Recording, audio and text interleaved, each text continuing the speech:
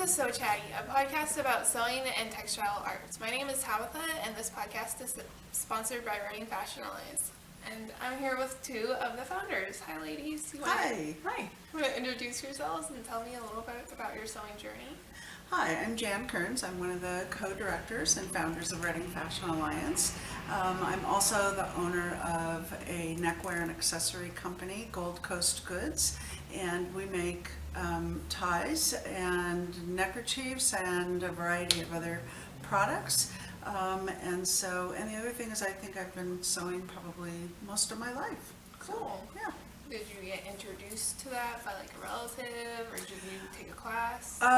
Well, I was fortunate that we still had home ec when I was in cool. school, and so I started actually sewing in junior high school. That's neat. So, yeah, and sewed off and on. But then when I was in college, I had roommates who were majoring in textiles and tailoring, and that path and journey kind of had its ups and downs, and times where it was important, and other times where it wasn't so important in my life. But I really started Gold Coast with my daughter about 5 years ago. That's really neat. And so she has a degree in fashion merchandising and wanted to start a design line. That's really And I have the experience in actual construction, and so we partnered together to start this company. That's awesome. Yeah. So that's how that got started. So. I'm Robin Fator. I'm one of the founders and the other co-director of Reading Fashion Alliance. My brand is called Dark Pony, and I started that in 2009. I'm a self-taught fashion designer, and I did not grow up sewing. I make special occasion women's wear, bridal, jewelry, things like that. So was that something you went to college for and got more into, or just kind of randomly picked up? I did not go to college for it. I was an art major in college, visual arts. It was something that I've always loved fashion. I've always been a fashion follower, read fashion magazines, all of that, as long as I can remember, but no formal fashion education. I used to resell vintage clothing on eBay in the early 2000s, which kind of introduced e-commerce and kind of working from home. And I had done that for a number of years and had some success with it as a part-time job. And so in 2009, we had the economic downturn, right? Yeah. So I decided to kind of change it up. I knew I needed to bring in some money, and I had been a stay-at-home mom for a couple of years. So that was my motivation. I decided I was going to try making things from scratch, or doing upcycling, and try something new instead of just vintage. So that's how it got started. That's really neat. So did you guys know each other? I know there was a third founder for Reading Fashion Alliance. Did you know each other? Were you friends for a while, or did you just kind of like meet at a party? How did that work? We met at a party, actually.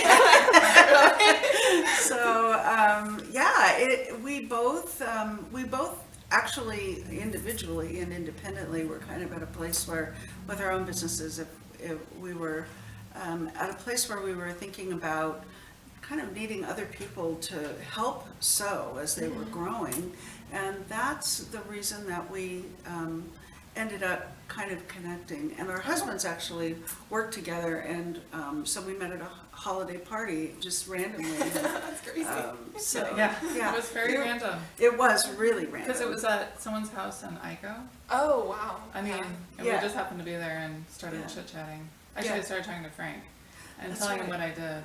And he mentioned that you guys had traveled to Italy and they had seen all this fabulous fashion, and oh yeah, by the way, my wife makes these neckties. Yeah, it just kind of escalated from there. That's awesome. So, and then probably a couple of months later, Rachel Hatch, who was working for the Institute for the Future. And wrote a column in the Sunday paper, kind of about futures and the future of Reading, and she did that on a monthly basis. And she posed the question, what if Reading had, and fill in the blank, and kind of reached out to the community to say, if you've got an idea, send it in. And I responded to that and said, what if Reading had a way for makers and designers to get together to start talking about bringing small batch manufacturing to Reading. And then I think you kind of chimed in as well. I just said, kind of offering designers and makers like resources that are not currently available. Okay. So Rachel thought that was a really interesting thing to explore, and so she ended up getting the two of us together, and we started a process of researching really the community to see, is there a need? Does Reading have fashion? And that's really how this started, and that was in 2016. Mm-hmm. So, so we spent probably 6 months doing that research, reaching out, finding other places in the country that were doing similar things. Nashville Fashion Alliance was about a year old at the time. Also in Iowa had the Iowa Fashion Project, and they did a flyover fashion show. And who would think that that was there in Iowa? But Des Moines has, University of Iowa in Des Moines has a big fashion program there. So we started really looking at that. We talked and thought about Lorelei's that had been here. That was a big manufacturer of special occasion wear in the 90s. Like mid-80s to maybe mid-90s. Right, Well, and then, Kind of funny because I actually have a connection there. My dad used to be their IT guy. Oh, I really? worked for them, Really? Yeah, Yeah. before Yeah. they went under. Yeah. Small connection. So I think they relocated to Colorado or someplace. And before that, they started, along with most of the manufacturing that was happening in the U.S., and offshored it. So that that's really when that push, because it was so much, it was so much cheaper to be able to manufacture in other countries than it is in the U.S. And so kind of that whole That's kind of the beginning of the end of chain. manufacturing. Yeah. The mid-90s kind Okay. of was the last haul. Right. That's kind of sad. So, anyway, we did that. We decided to put together start to survey and put together a group to see if anybody'd show up. And we put on Fashion Futures in September of 2016, right? Yeah. And 100 people showed up. Wow, that's impressive. Great turnout. Yeah. So, and it was kind of a nod to the past. So we talked a lot about that, and then had a panel and some presentations about, excuse me, about what's really happening already in Reading. And we So- also did it at the old Lorelei's location. So the Okay. Shasta Venture Hub, used to be in the old Lorelei's building. Okay. Yeah. So it was kind of funny to have it there. Yeah. Because they still had that sweeping staircase, Yeah. where people used to come down in their gowns. Model. Yeah. That's awesome. Yeah. So yeah, and so that's kind of how I got started, and Rachel definitely had a big role in getting it founded when she was still working at Institute of the Future, which is in Silicon Valley, and then she switched careers, Okay. and she now works for the McCall Foundation, so she's no longer Nice. a part of this organization, but she was definitely integral to getting it started, getting it launched. Awesome. Yeah. So you kind of touched on the idea where it came from. How did, I know you had the grant from McCall Foundation, excuse me. So what did it really take to turn that idea into reality? Into what point did you guys decide you wanted a building and kind of a makerspace? Yeah, it kind of went from being just an idea and a concept to us trying to think about what can we do with this concept that will actually, involve people and provide some kind of education. So we decided that it needed to be a nonprofit Okay. based on the idea that people in this region who really kind of need the support need it to be low cost, Right. or free. So we knew that a non-profit model would be the way to go because we could use grant funding to supply things that would be too expensive otherwise. It takes a long time and a lot of work to become a nonprofit, much more than we anticipated at the time. So our first step was to become a nonprofit under the Shasta County Arts Council. Okay. Basically, we became their fiscal project, and in doing so, we could operate as a nonprofit while we went through the process of becoming our own. It's a little bit more complicated, but it allowed us to, we shared space with ArtSmart over on Hartnell, Right. so we could have a place for makers to come and to hold classes. So we basically just started with no money, Okay. and we just started with what you and I basically had at our houses as far as sewing machines and cutting tables and equipment and, sewing racks and whatnot. And we just put it together and said, okay, let's just start with this. And we borrowed sewing machines. I mean, it was all just bootstrapping. Okay. And that's really the reason why it got started at all. If we had, we just kind of set it up and said, we have to have certain X number of dollars or investors or grant money, Wait around. we'd still be waiting for Yeah. it to happen. So we just made it happen through kind of like our sheer Willpower. willpower. That's Willpower, awesome. yeah. I think that's important because I think a lot of people get hired down and go, oh, I don't have XYZ, I don't have the talents right now, I don't have the funds. Well, there's nothing wrong with having a business plan. There's nothing wrong with having a strategy when you're Right. going into starting something like this, whether it's an organization or a business. I encourage that. But on the other hand, if you feel time is of the essence, and you feel motivated to do something quickly, sometimes you have to skip those steps. But then you're in the position of building the airplane as you're falling off the cliff, Yeah. which is what we've been doing.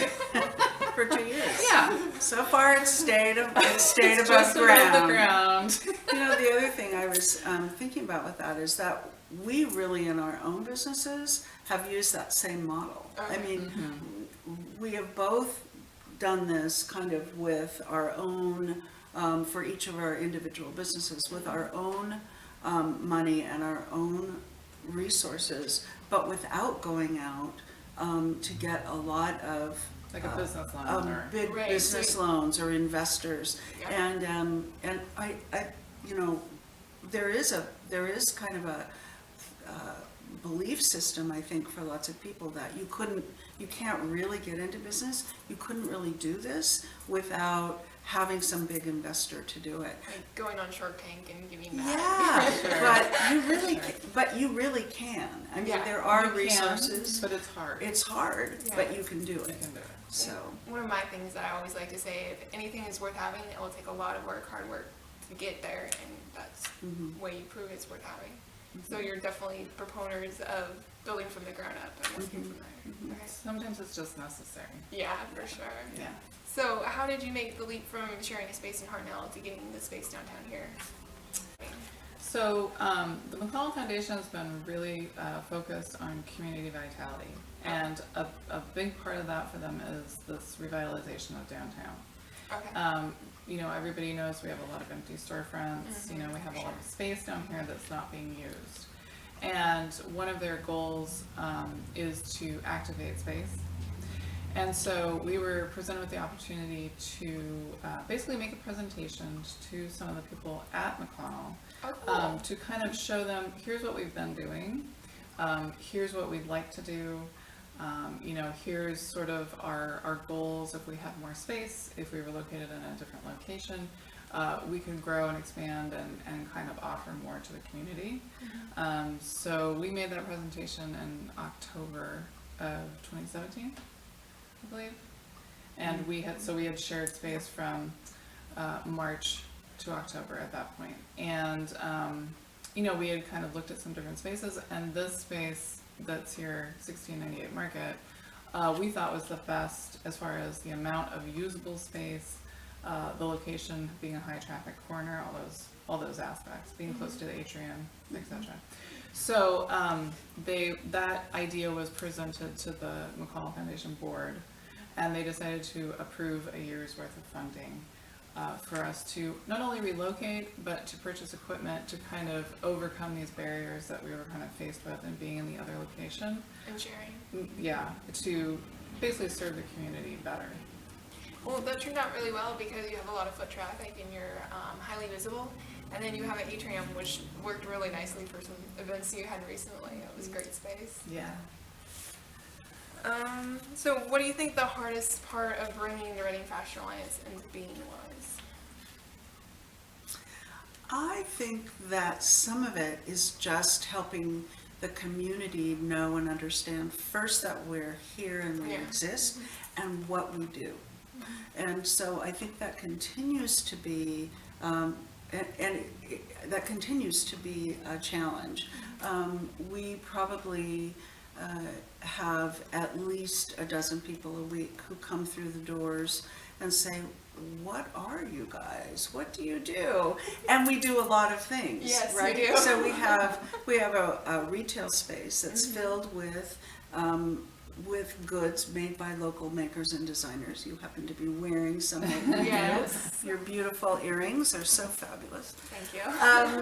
And so it kind of looks like a retail shop. And then you look through, and here are sewing machines and booth spaces and all kinds of things. So we do a variety of things, and that's what we tell people, is that we have an opportunity for makers and designers to come in and work. We have community spaces. We teach sewing classes for both children and adults.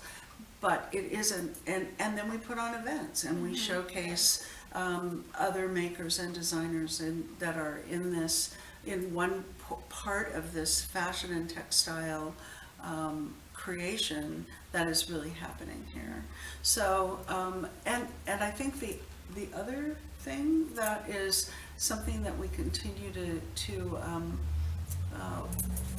try to get the message out, that is that our primary goal is to really increase the creative economy in the Reading area, and to bring that back, that, you know, all the industry, it may not look the same, it probably won't ever look the same, but that we know and believe that this is a good community for people who are creative to be able to work and make a living wage and be able to grow their own designs, or to work within that industry the way they want to. So that's really our long-term goal, but I think that, back to your question, is getting that message out is part, and helping the community really understand it, has been to me, has been the biggest challenge that we've had. Yeah, I agree. And I think that another challenging part of this is to know how to fill this gap that we have, that's a gap in education, not only for sewing, but for fashion design, merchandising, you know, sort of the business of fashion, because part of growing the creative economy is really not only teaching people how to make something or giving them a place to make something, but it's also teaching them how to sell something. And if they're not working for someone else, how do you have your own business? And sort of reaching these long-term goals requires a lot of smaller steps along the way, and it is hard to know what steps to take at the right time, because it is, we've kind of made something new that doesn't really exist in the same exact fashion.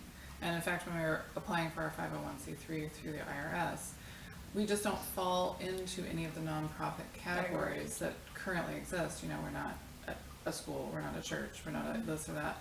So we had to kind of recognize, okay, we are making something different that not only are people here not familiar with, but it just hasn't really been done in the same way.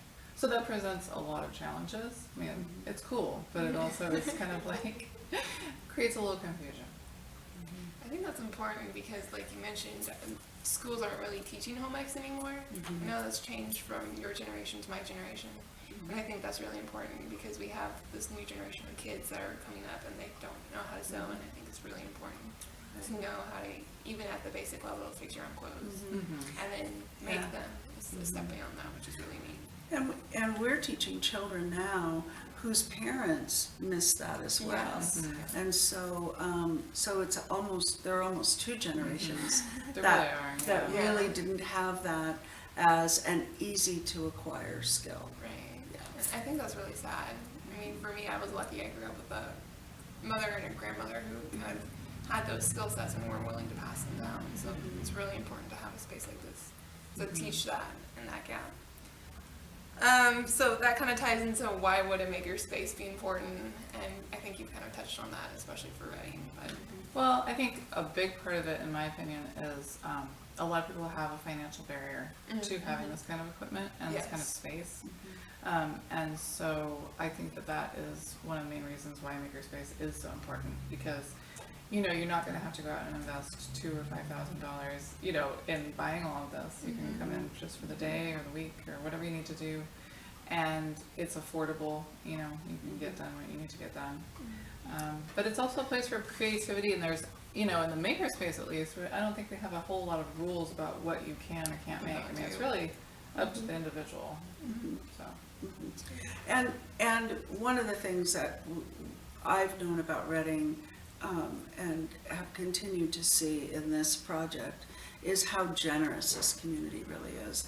Almost all, we have a number of industrial sewing machines that are here, that are available, that really are a huge barrier for people to be able to have access to, and they've all been donated.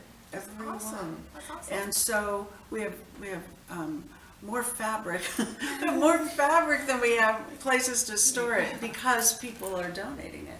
And so it is truly a generous community, and we've had a huge amount of support from people in wanting to be able to be a part of it, and are saying, we really love what you do. So That is awesome. I think the industrial machines are important because there are a lot of industrial sewing jobs that you can get, and to have that and to practice on that is important to grow your skills that way. Yeah. And it will be more likely you can keep onto your job a little longer if you can perform well. Yeah. And then like we were talking about sergers earlier, and I'm like, it's kind of scary. I don't feel like going out and buying one just to like do a one-time thing. So to have that opportunity to come in, have you teach me to use that, that's wonderful. yeah. So we touched on the retail space a little earlier, but like you added that more recently, and why do you think supporting local artists is really important? I think it's just a nice way to give local makers a platform that's again, it's accessible. They don't have to learn how to set up a website or, you know, build an Etsy shop or what have you. We do a consignment model. We take 25%, so we try to give, you know, the maker as much as we can as far as, you know, keeping money from sales. The other part of this is really trying to educate the community about why shopping locally and supporting local people who are makers and designers is so important, and why keeping money, you know, here as opposed to just shopping at big box because it's less expensive.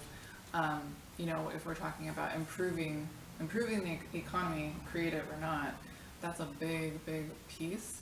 And part of having this retail here is we hope that when people do come in and they see what's here, we have a little bit of an opportunity to educate them as to, you know, why is this more expensive? You know, what is the value?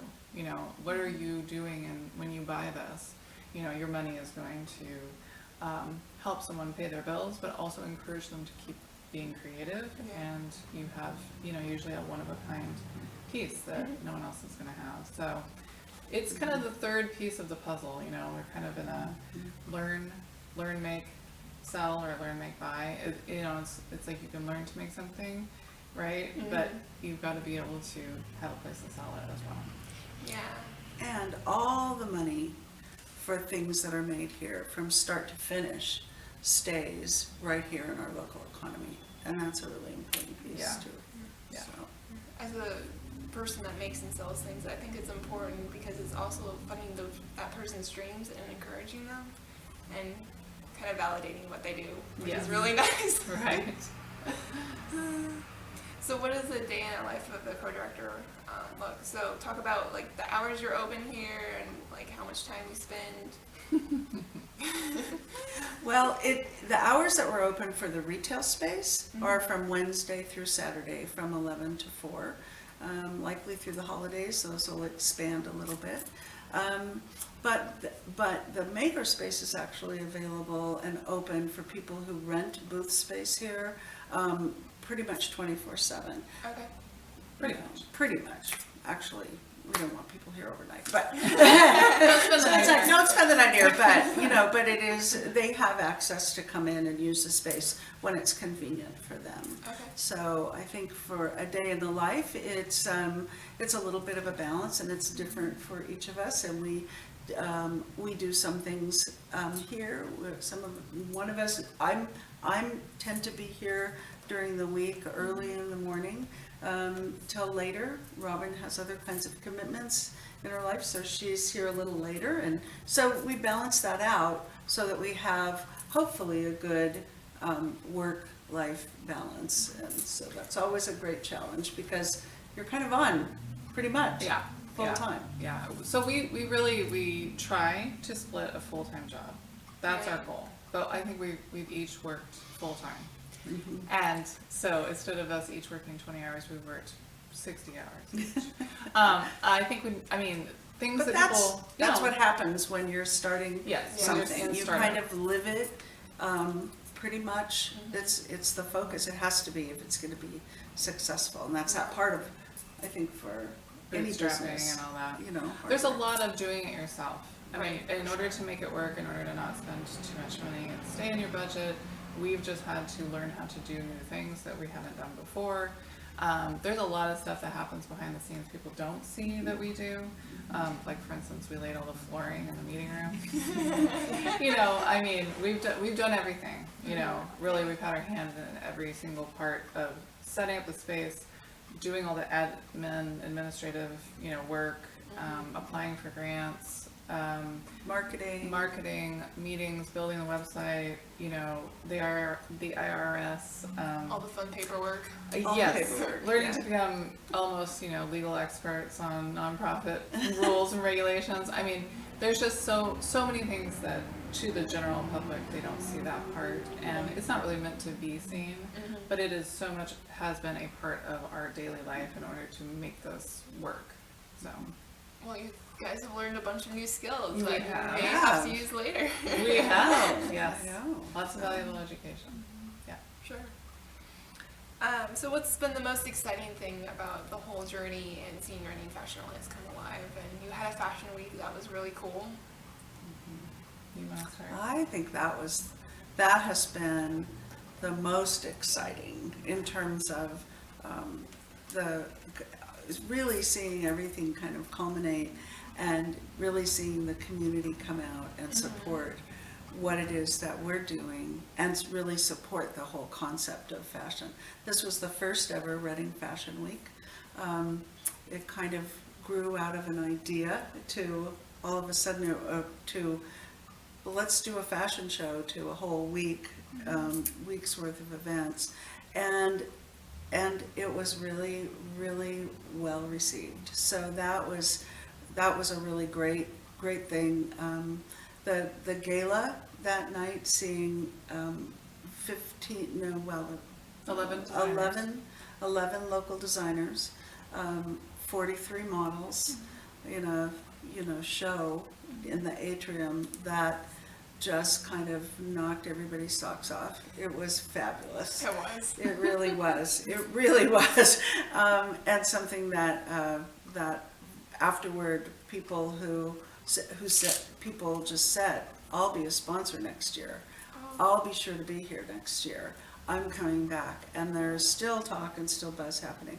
So I think that in terms of being able to see something that was just really a physical, exciting event has probably been the most.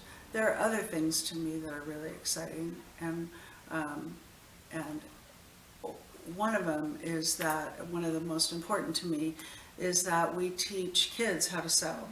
And we have probably 50% of the kids that have gone through sewing classes here have come back and taken a second one. Oh, cool. Or they've had parents who said, the atmosphere is here is so great, and my child is so excited about being able to do this and accomplish something.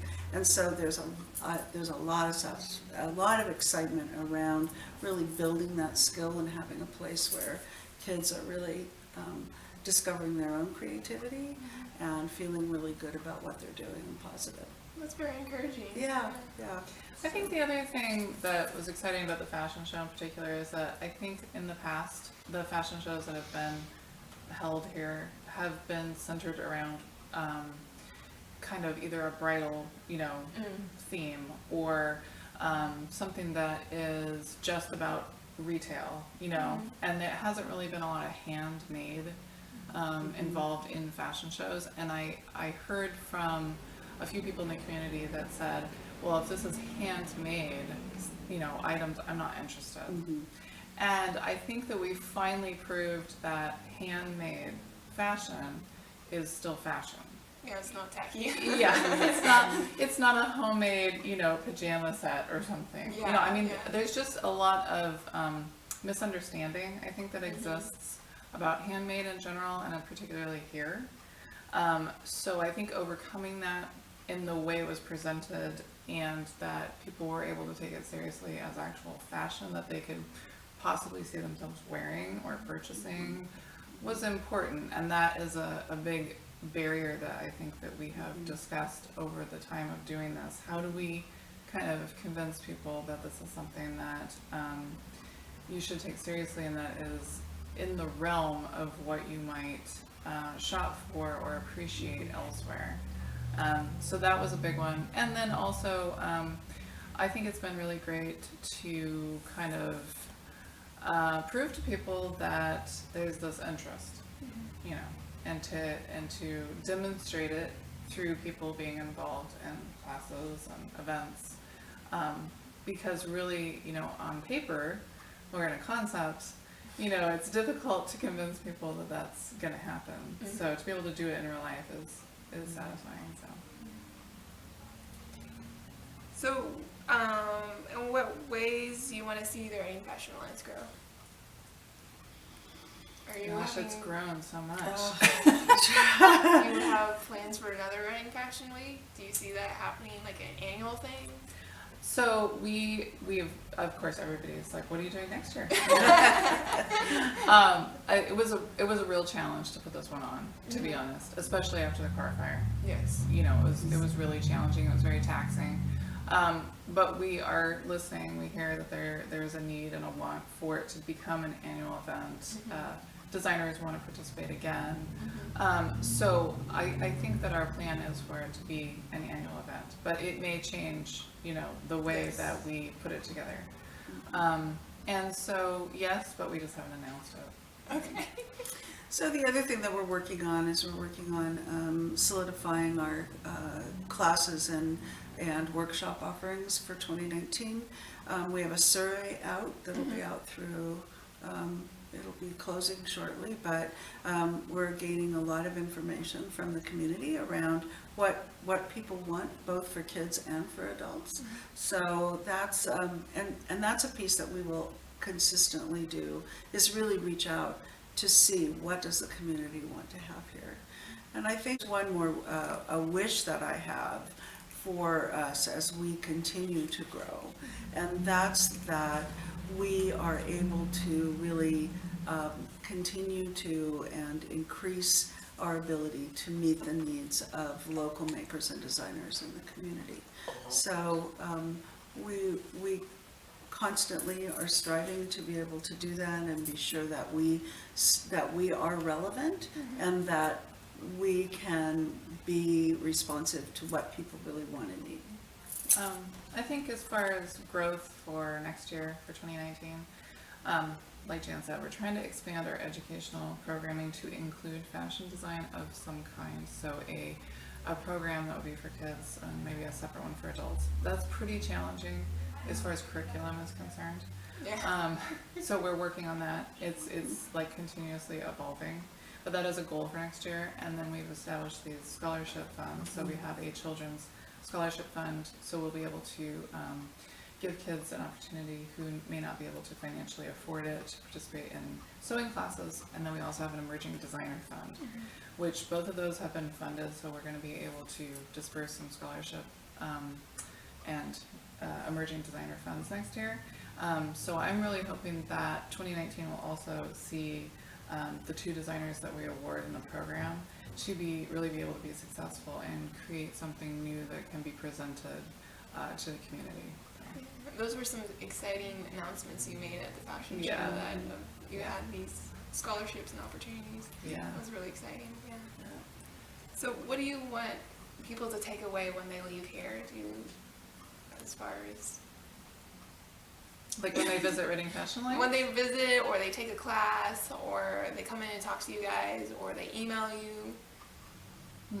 That's a good question. That is a good question.